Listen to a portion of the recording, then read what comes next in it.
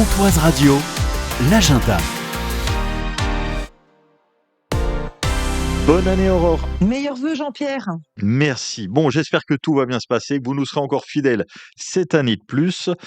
Direction le cinéma Méliès cette semaine. Il est de retour. Peut-être le héros le plus attendu par les enfants et les adultes, c'est Bob l'éponge. Un pour tous, tous pirates. Un nouveau film, un nouvel opus. On connaît déjà le personnage parce que, comme tu le dis, c'est une icône qui a déjà fait l'objet de séries, télé, d'autres films précédemment. Et donc là, il revient dans un film d'animation, bien décidé à prouver que Monsieur Krabs est désormais un grand garçon.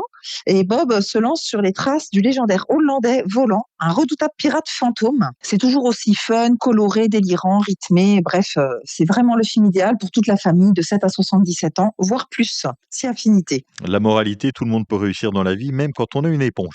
À voir un film fantastique français, c'est l'âme idéale. Oui, c'est pas commun d'avoir un film fantastique français, mais là, le challenge est relevé haut la main grâce à Alice Vial.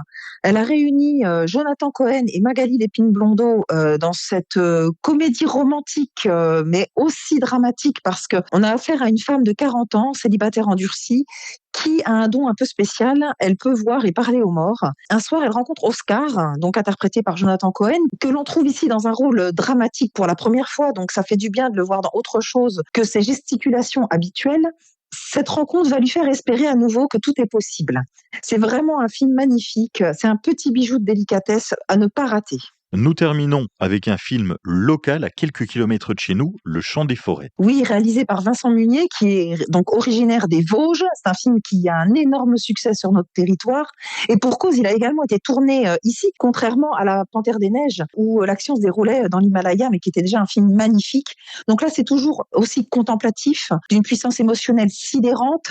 Le photographe animalier part en forêt en compagnie de son père, naturaliste, et de son fils, à qui il souhaite transmettre son savoir. Donc c'est un film vraiment intergénérationnel.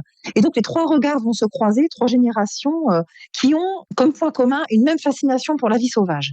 Et donc on va découvrir avec eux les cerfs, les oiseaux rares, les renards, les lynx. Tout est sublimé par la photographie de Vincent Munier, qui encore une fois nous offre une vision des Vosges assez inédite, qui nous en met plein les yeux. Le Chant des Forêts, l'âme idéale ou encore Bob l'éponge. Vous avez la programmation complète des films à voir au cinéma Méliès de Lure, sur les réseaux sociaux et sur l'application mobile du cinéma. Une très belle semaine, Aurore. Merci à toi aussi Jean-Pierre et à bientôt.